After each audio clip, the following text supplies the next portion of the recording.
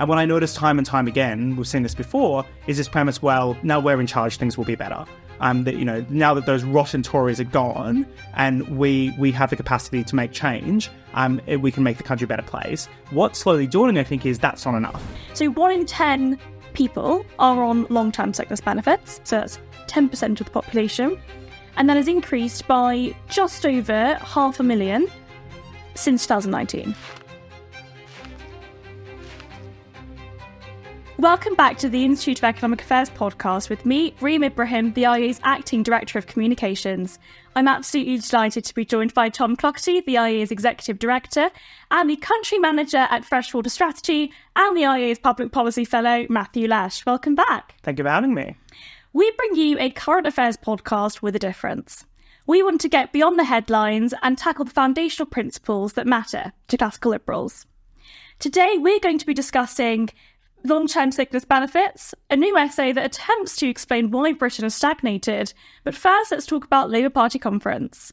Matthew, what was your perspective on your experiences at Labour conference? Look, it was fascinating to be up in Liverpool at this particular time and moment. I think the first point, which in some senses has been underplayed or overshadowed, but I think is still quite substantial, which is this is a big moment for the Labour Party. It's a big moment for the Labour movement. This is one of the very few times they've come to power, and the second time in perhaps about 50 years. They've got a huge majority. At every fringe event, you could get a guaranteed applause line when you said something like, "It's good to be in power. It's good to know and have shadow in front of my name."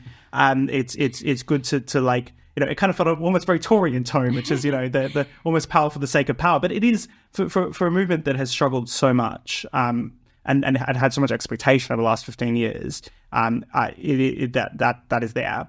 But of course, that wasn't all that was going on, and there was so much overshadowing and undermining the mood of the conference. It's been pointed out by a few people that the weather was terrible, it was rainy, which I think genuinely does have an impact. Bit of pathetic fallacy. Yeah, but of course, in the news coming up to the conference, you had all this controversy over Sue Gray and the different factions within Number 10 going on there. You had all these questions about freebies, and the inability to shut down that story that's actually still rolling along. And then I think you have the more substantial question, which is, what is the purpose and meaning of a Labour government? What do they want to achieve? How are they going to deliver the prosperity that they promised? How are they going to fix the problems that they've identified? And what I notice time and time again, we've seen this before, is this premise, well, now we're in charge, things will be better.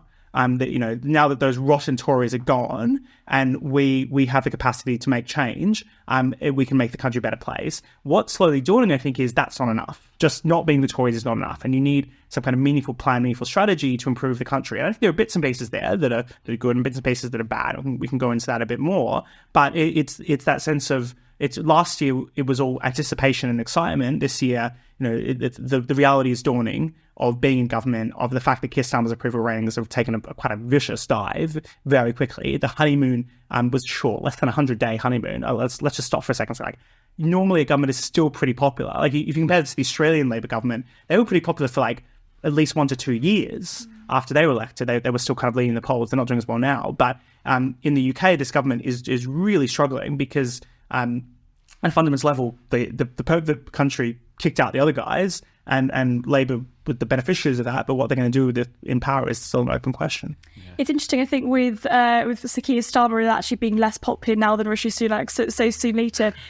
Tom, what do you make of a lot of the sort of fiscal policy announcements and what it might look like for the budget? Well, let me come to that in a second, actually, because I wanted to pick up something Matthew had said first before we move on. I think it's precisely because the government seems to lack that clear governing agenda, that sense of what they want to do and why they want to do it, that all of these kind of silly political stories about accepting freebies seem to matter so much. I mean, there's been lots of speculation in the political press, you know, like, will this have a lasting impact? You know, will Starmer's poll ratings recover, etc.? I mean, look, first of all, it's incredibly early.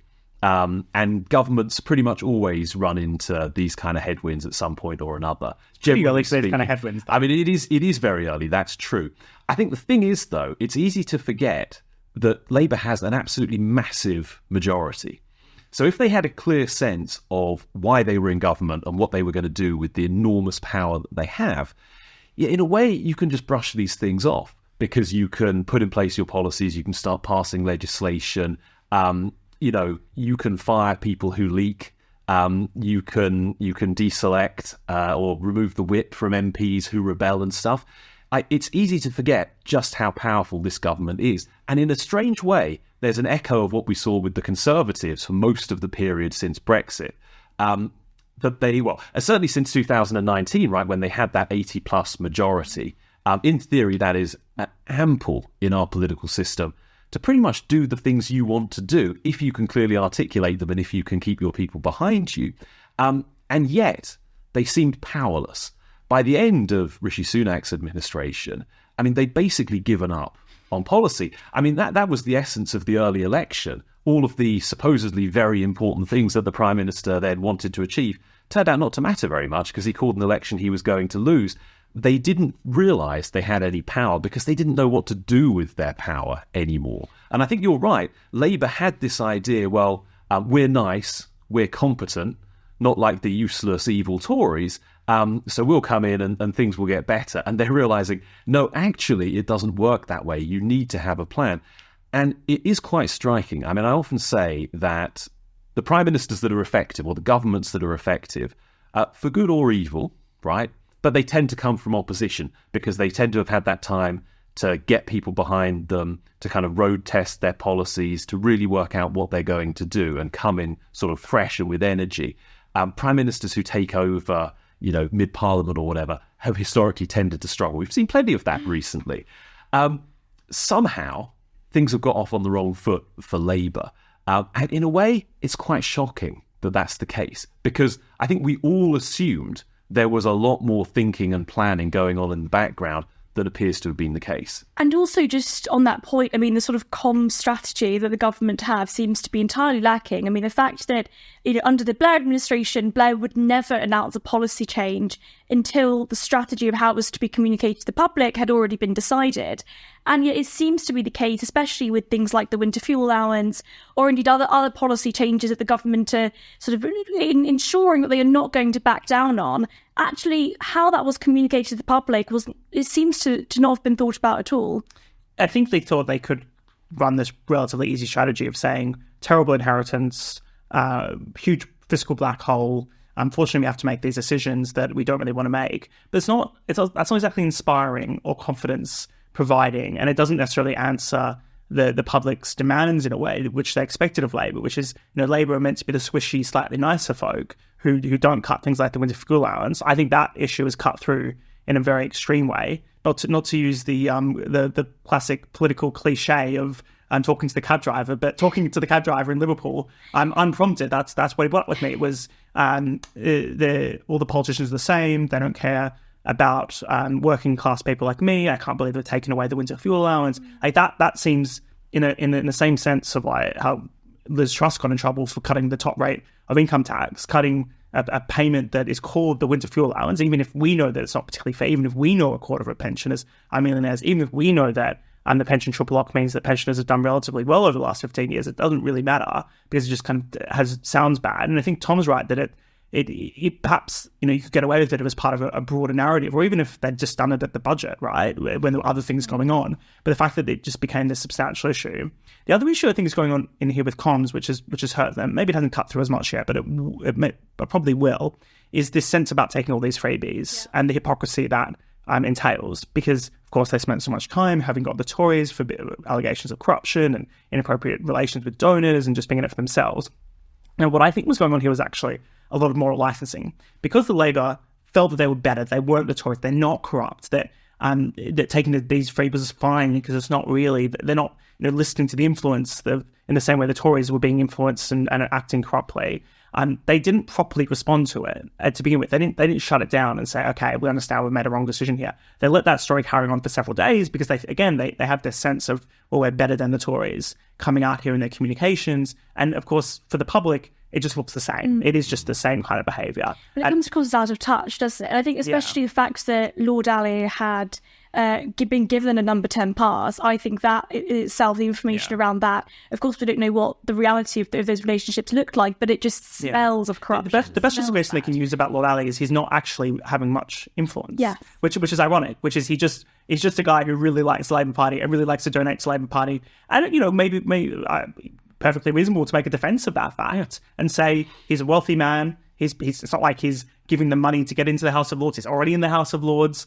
He's self-made. He's letting Keir Starmer use his apartment. There is, of course, the slipperiness here of the fact that, well, they seem to have done something during COVID that wasn't completely declared, and then the stuff about his son, and it's just all these narratives that aren't helpful to Labour's underlying message, which is, we're for you, we're not like the Tories, when accepting these donations is not fundamentally that different to a lot of what the Tories would do. Do you want me to answer the fiscal question now after that little detour? Yeah, and I think one of the things that was interesting to me coming out of the Labour Party conference was the very clear signal from Rachel Reeves that she wants to relax the fiscal rules somehow to allow the Labour government to invest more, to do more capital spending. And I mean, look, I think this has been a long-run problem that whenever there has been the need to reduce public spending or find efficiencies, the axe has tended to fall on capital spending, not where realistically it should be falling on current spending. Now, this is not in any way to suggest that all government investment should really be classed as investment, first of all, or secondly, passes the cost-benefit test, or is more productive for the economy than if those funds had been left in the private sector for them to invest instead. Nevertheless, there are important investments in certain things that the government should make. I think we're going to talk about that a little bit later as well.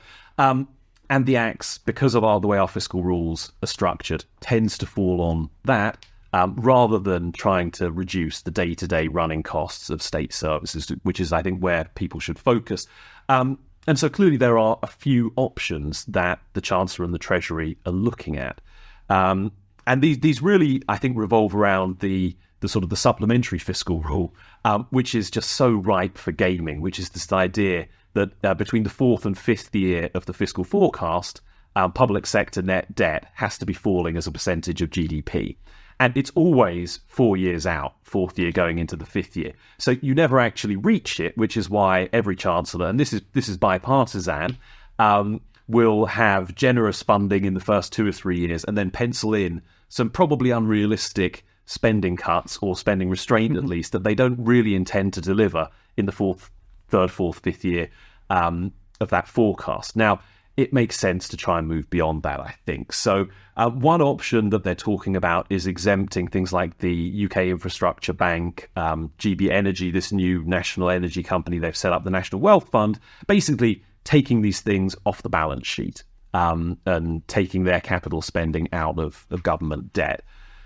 Okay, I think you can argue that one either way. I think generally speaking, moving things off balance sheet has a funny smell to it. We've seen this before with some of the PFI contracts in the Brown era. And, that was partly a good initiative, partly a bad initiative. But it's something people still argue about many years later.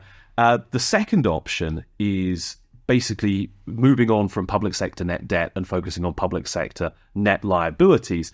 So at the moment, I think the way they calculate this figure, you can take the kind of cash and very liquid assets the state has and set those off against the debt. The argument here is that any equity or debt investments that the government makes should be counted against the debt as well. That would give them more fiscal headroom for investment. The third option, which is maybe the most interesting one, but the one I find the most suspicious, but it's something that the OECD and some of the other international institutions have talked about, is moving to this concept called public sector net wealth, where basically you do a more traditional balance sheet for the public sector, where against their debt, you set all of their assets, their so-called assets, and their value. And this would include things like roads and schools and hospitals. And I mean, to be clear, those are assets. The problem, I think, is how you value something which you will never sell or shut down or transfer to a different owner. It's never on the market, so how do you really know what the price is? Well, exactly. And this seems to be just it's just a way of fiddling the rules again to try and spend more to me. I'm not convinced by this concept at all. Just stepping back a second, I think it's worth kind of painting the broader picture here, which is what Reeves and to some extent Starmer were trying to do with their major speeches at party conference, which is they've spent so much time painting this negative message about the state of finance and state of the economy, kind of exaggerating things to justify, potentially upcoming tax increases, but potentially cuts in spending to some extent. They did a bit of a reverse ferret at party conference. They tried to project a little bit of additional confidence. That's after Annie Halliday made this point that if you just keep talking down the British economy, maybe investors will take that seriously and they won't actually want to put money into the economy. How much impact that has, it's hard to tell. So therefore, she's walking this fine line, which is, we're still going to be fiscally responsible. We're hinting we're going to change the rules in some way, whatever that way is, to enable them to do that high level of capital spending, probably justified. There's all this talk about no return to austerity. It's worth saying that that's a limited no return to austerity in a few ways, because of course, no return to austerity perhaps for most of the public sector, but there will be potentially some austerity for the private sector, because we're putting up taxes here, and that is the other end of austerity. And things like non-dom taxes as well come up this week, and the concern that that's going to, when you increase taxes, of course, perhaps some non-doms might leave the country because you're slapping massive amounts of tax on them, potentially high capital gains taxes. One final thought, though, and this is something to keep in mind and to flag in your head, which is a lot of this could be expectation setting. So I do expect there to be some tax increases in the budget, but perhaps it won't quite be as bad as made out. Maybe they won't quite put capital gains tax up to equal income tax. They'll just put up a little bit.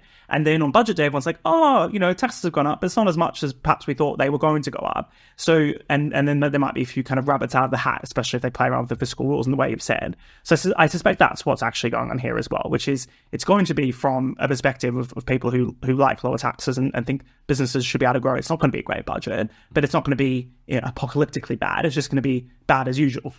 Yeah, I make one final point, if I may, on the fiscal rules, which is sort of the bigger point here, which is I think fiscal rules are in principle a great idea. We should have them. And it's not just about sort of signalling credibility to financial markets, so that's important too. It's also about restraining the growth of government. And we know that governments, it's a Bastiat quote, I think, is it like every living organism tends to grow unless you put some restraint on it.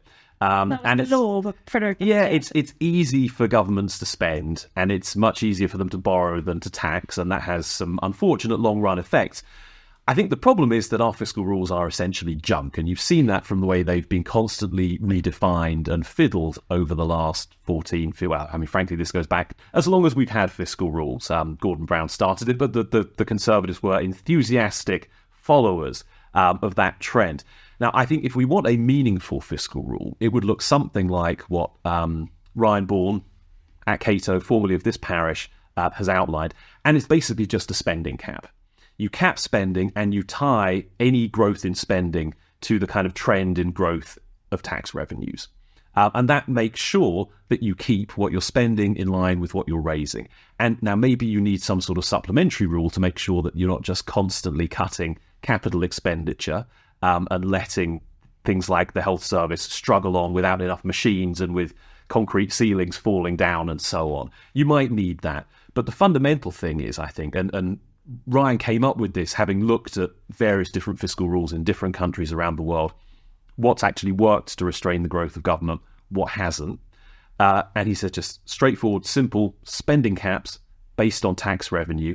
And obviously you want to average it over a few years so that you're not kind of, if tax revenues plunge because you go into recession, you don't necessarily want to have to cut public spending in line with that in the single year. So smooth it over a little bit of time, but that's really the only thing that would work from a fiscal rule perspective. Not any of those rather boring technical things that I just described in my previous response. And I think what's interesting about that in particular is, of course, it would mean that the government would be forced to only spend within their means. But of course, even sort of thinking about what Matt has just spoken about with regard to the budget in October, this sort of political attack around the £22 billion black hole, any kind of meaningful tax increases that will actually raise any kind of money will ultimately hit working people, quote unquote working people, and that's of course what the government have been banging on about not doing. Following on from your point about sort of restricting public spending, so Keir Starmer this week has also said, I believe it was on Radio 4, that those on long-term sickness benefits need to start looking for work, and that's something that we need to start looking at as a whole. Now, I think this is really interesting. A lot of people on the left, and many from the Labour Party themselves, have sort of come up in arms about this in particular because of this idea that effectively the government are attacking those on long-term sickness benefits. Now, one of the first people I at least read talking about this a couple of years ago was Fraser Nelson, and he sort of looked at the Department for Work and Pensions and how much we're actually spending, and effectively argued that it's a huge scandal in the amount that we're spending. So 1 in 10 people are on long-term sickness benefits, so that's 10% of the population, and that has increased by just over 500,000 since 2019. So clearly, since the pandemic, there have been such a huge increase in the number of people that have been claiming long-term sickness benefits. And of course, around the pandemic, the government relaxed the rules. A lot of those people ended up going on those particular benefits as a result of things like mental health. But I think that ultimately there are 2 points here, and it's really, really important that we do tackle this because, of course, it's a lot of taxpayer money that we're spending. I think that by the end of this parliament, the cost of sickness benefits is due to reach about £64 billion, which is up by £30 billion since before the pandemic. So huge amounts of money that taxpayers, hardworking taxpayers, are, of course, giving to the Treasury involuntarily, and that money is then being spent on people that potentially could be working. But I think that the sort of moral point is that it's a waste of human potential. There are so many people across the country that could be contributing to the economy, that could be working, that could be doing amazing things, and ultimately are not able to because they're not incentivized to. And for the most part, it would be good for those people to work as well. It's not just that we're thinking of benefits to broader society. For the most part, I think individuals are going to be much happier and indeed probably healthier when they have a little bit of structure and purpose to their life, which for most of us, I think, involves getting up and going to work. This is a genuine problem, and the figures that you cite are really quite shocking. 500,000 additional people since 2019. I think what's interesting is that there's a bit of a bifurcation here in the causes. So I think among older workers, you have seen a lot more inactivity. Immediately after the pandemic, I think that was driven mostly by people taking early retirement because they got a taste for not working and they were comfortable. Maybe they'd paid off their mortgages, they'd accumulated savings during the pandemic. That makes sense. Out of work, but not claiming long-term sickness benefits. Yeah, probably because they've got a private pension. Exactly. In many cases, that was true. And my former colleague Carl Williams, who's the research director at the CPS, wrote a really good paper about this in 2023. It was called "Where Are the Workers?" And that was one of the things he found, that actually that immediate drop in older workers was largely for what you might think of as positive reasons. Now, in the aggregate, it might have had unfortunate economic consequences, but actually if people feel well off enough to retire, more power to them. But he thinks, and I agree, that has changed. Right now, the older workers, it is genuinely much more of a physical health problem for the most part. And so I think we do have to look at these long waiting lists for NHS treatment, and a lot of people who just can't see specialists, can't get operations, can't get treatment they need because the health service is in such a great mess. And that's having an impact on the labour market. That's having an impact on the economy. But that's older people. For younger people, again, it is driven by people being out of work on long-term sickness. But I think it's largely mental health issues rather than physical health issues. And yes, there are still some of those like NHS constraints that I think, my understanding is it takes an awful long time to see a counsellor or whatever through the NHS. But I also think without wanting to say anything too reactionary about mental health, it's just very strange that suddenly all of these people who were fine 5 years ago are presenting with mental health issues, which mean they're incapable of going to work. I think we have to think about the incentives in the benefit system here. I don't think we need to be too harsh about it, but we should think, is the system structured so that people are being actively pushed down this route? I think they are. But secondly, this is really bad for them for the most part. Now, clearly there will be people who have psychological issues which mean they cannot work. But for the most part, people who are suffering, I think, from anxiety, depression, and so on, they would be better off with that kind of structure and that kind of purpose in their lives. And I don't think this is just me being old-fashioned saying this. I think this is borne out by pretty much everyone who looks at this issue. Pretty much the worst thing you can do is just be signed off and stay at home and dwell on your problem. Well, there's certainly no evidence that the best thing for somebody with clinical depression or with anxiety is for them to be at home and not working. Yeah, it's worth highlighting just that basic fact that's already been said, which is there is this dignity and purpose that comes from work. And you can find this quite clearly in the academic research, that people generally are actually quite happy with their work and quite enjoy it, and it gives them something to their lives. Because ultimately work is about kind of an action that is serving someone else, to sign that you're creating value for society, no matter what that is. And I think this is an important point as well, whether you're sweeping the streets and keeping our city clean, or whether you're the CEO of a FTSE 500 company, there is a sense in which you're creating value for somebody else through your work. And what we're seeing here, I think, is kind of a return to a debate that was happening about 10 to 15 years ago. And it was very much spearheaded by the Centre for Social Justice and Ian Duncan Smith, and this whole idea around welfare traps. And safety nets can be useful, but the problem with a safety net is you get tangled up in that safety net. And the previous government actually, in what I think was a huge success, moved to the system of universal credit, where you didn't have these points where if you earn a little bit more money, you were worse off because you'd lose your welfare payment. What happened, though, of course, is we then bifurcated the system between universal credit, which has quite strong requirements. You have to seek work. The payment is not particularly high. You could say the discount rate isn't good enough when you do start working, which then creates this pretty strong incentive for someone to want to get to a disability support. And then there's another incentive to the system, of course, which is if somebody generally is a bit unwell, doctor doesn't quite know how to help them, they know the healthcare system is not going to provide them the help they need, there is a bit of an incentive for a doctor just to sign them off as sick and let them get that disability benefit, because it's just a bit more money. The problem, of course, with that and the longer term costs of that, both I suppose fiscally, because you have this huge number of people we're now having to pay disability support, but also once you're on that, it's a disincentive to then go work and go seek work, because you might be at risk of losing the payment. So then you are trapped again. You're trapped at this subsistence level where you're not at a great standard of life, and that kind of human tragedy story comes out. I think the other interesting thing here, and this is I think a mystery. I don't know what the answer is here at all, but it is very clear in the data that this, since the pandemic, is primarily a male problem, especially for the younger generation, right?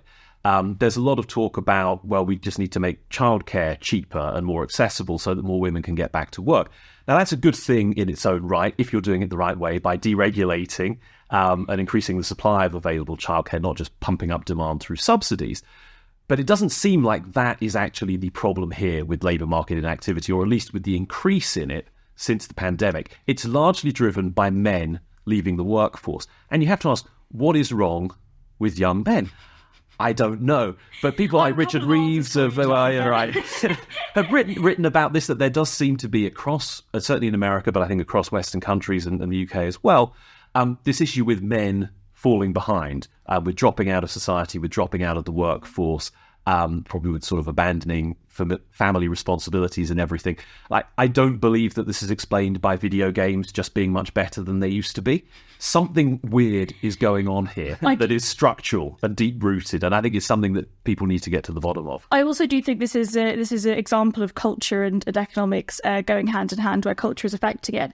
There was a report that came out earlier this month by the NHS Confederation, no less, that effectively found that between 2021 and 2022, just over 63,000 people went straight from being economically inactive because they were studying to being in long-term sickness benefits.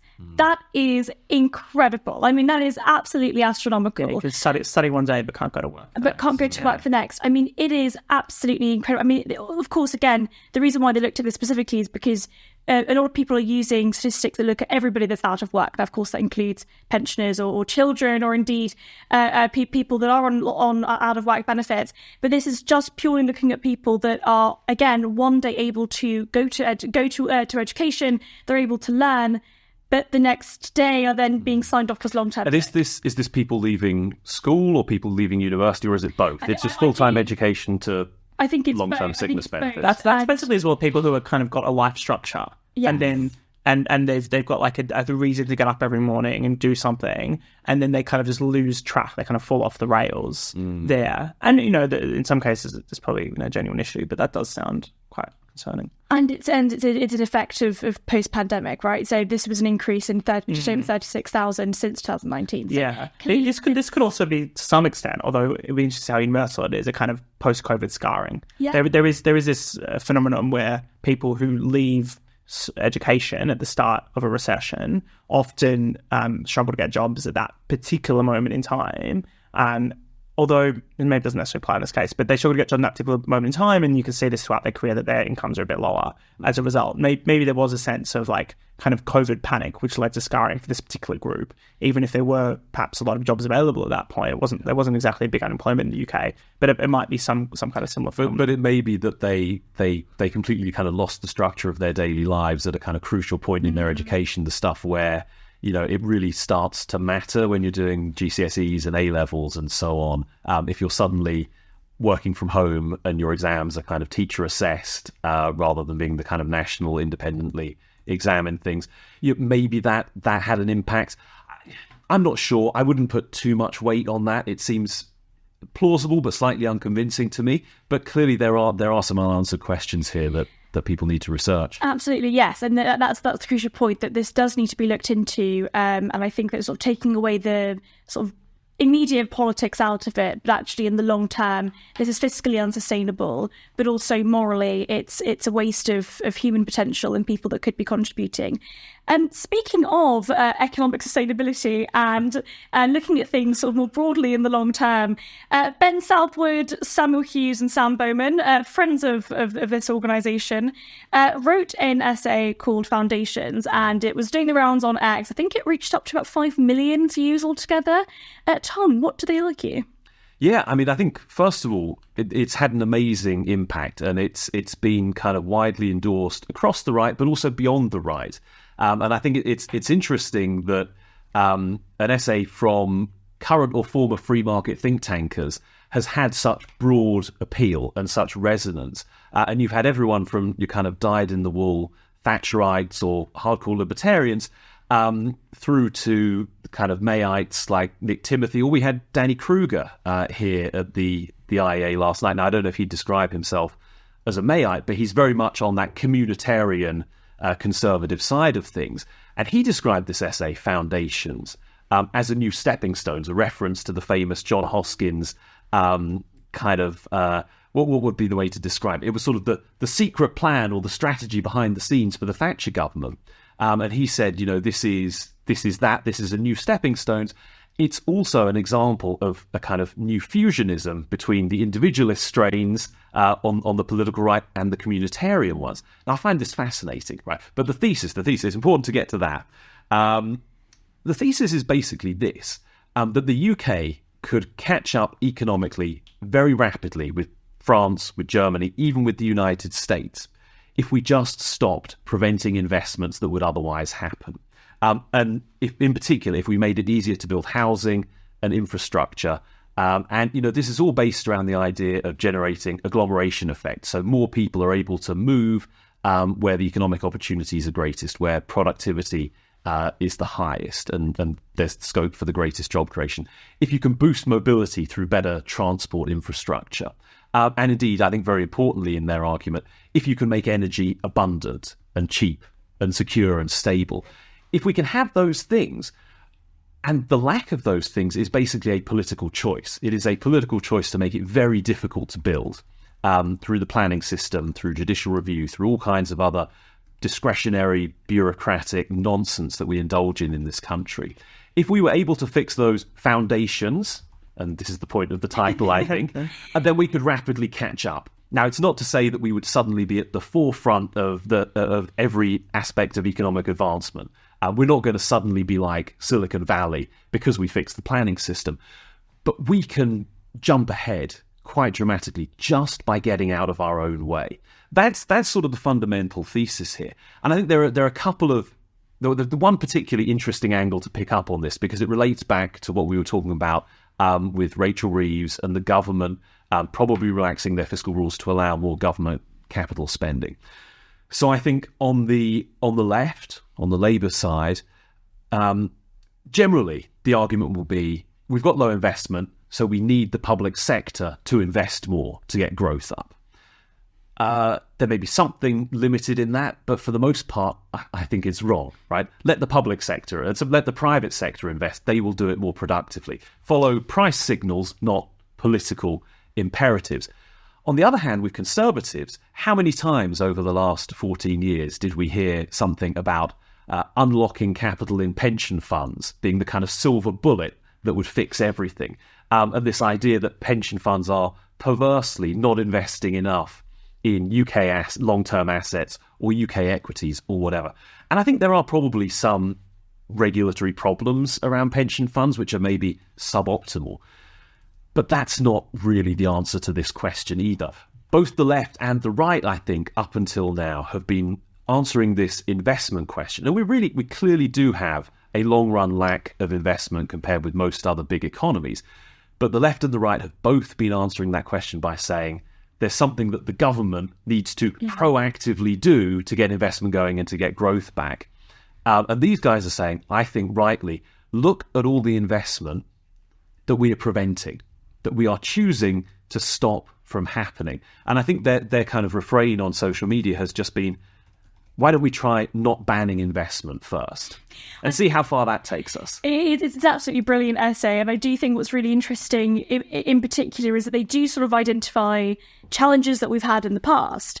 And a lot of those economic challenges that especially, I think a lot of people rather simplistically compare the current challenges that we faced to the 70s and sort of argue that we do need a kind of Thatcher era 1979 winter of discontent in order for us to finally decide to do something about it.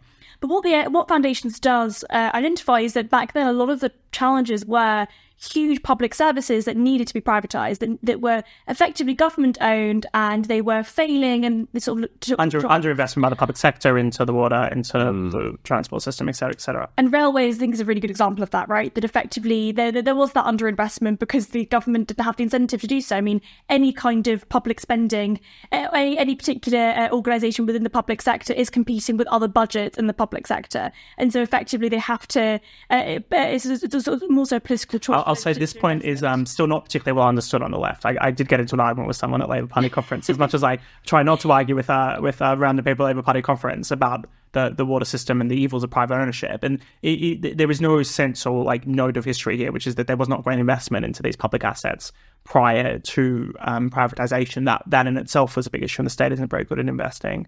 I mean, I think overall in the essay, though, it is very much a case for optimism. It does say it's not that Britain's population is too elderly to keep growing. It's not that there's something fundamentally structurally flawed about our economy that requires some kind of significant involvement or change or substantive action. It's just that, well, if you want to increase investment, then just stop blocking investment. If you want more housing, if you want more railways, roads, energy supply, you just need to let people invest in those things as opposed to making it really slow and really difficult.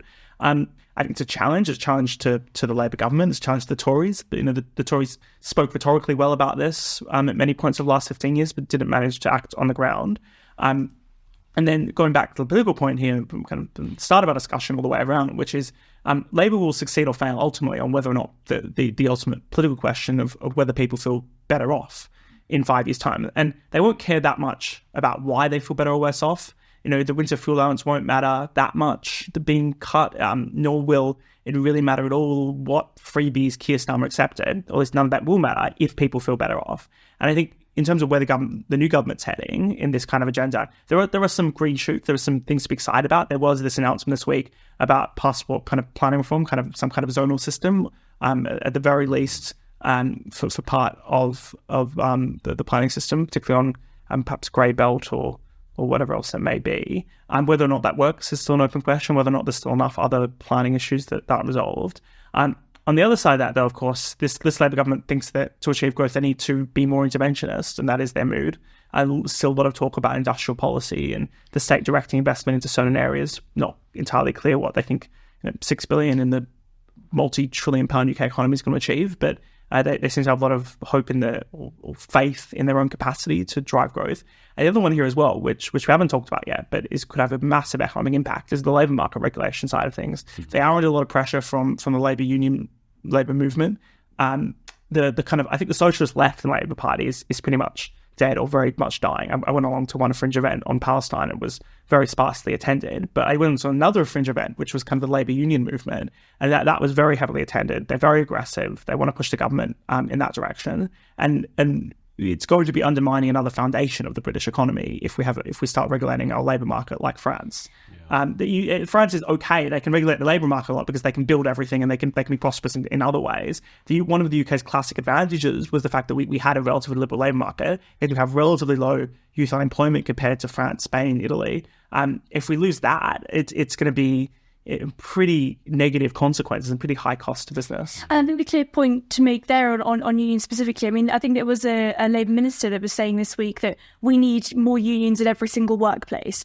And I was talking about this week on Channel 5. I was sort of talking about, what my particular position is on unions. I think the classical liberal position on unions, people sort of assume that people on the right are just anti-union in general. I think that, the majority of this looks like the fact that unions have effectively lobbied the government for special privileges. So the fact that unions can effectively allow their members to withdraw their labour and are protected from having their employment terminated, I think is the clear reason why unions are currently not a force for good.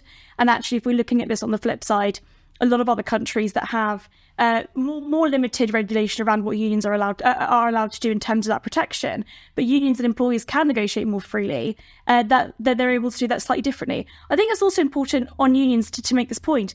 If people in the private sector, the majority of people in the private sector, wanted to join unions, they could. The reason why they don't is because there isn't that incentive to do so. If you don't like your working conditions, you can very likely go to another company or go to another organisation, and you have that kind of leverage. In the public sector, your employer is the government, your employer is the taxpayer, and you are competing with other budgets. And so I do think that on this union point, unless we actually sort of tackle those particular arguments head on, that actually the reason why unions aren't so pervasive in the private sector is because is the nature of competitive markets.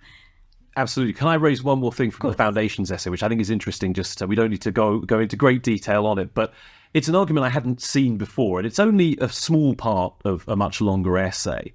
But I think whenever you talk about the constraints of planning and the impact that has on housing and transport and energy and everything else, the counter argument that people can make is, okay, I agree these things are bad, they're bad compared with other countries, but we've had these problems kind of since the late 1940s when the Town and Country Planning Act came in. Whereas in fact our flatlining growth you pretty much trace to 2008. So what changed after 2008 that suddenly this is the answer to the problem? And what they come up with in this essay is the suggestion that basically we had massive population growth, largely driven by immigration from 2008. That required more housing and more infrastructure, which we weren't able to build, so the problem became much more severe.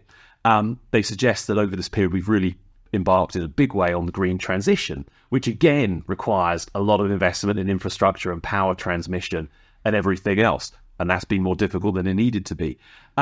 And also that, I guess, agglomeration effects have just become more important because of the shift in the nature of our global economies towards this kind of high-skill, value-added, service-based, knowledge-based stuff. And I think it's not something they mention, but it's something that in the discussion around this essay has come up.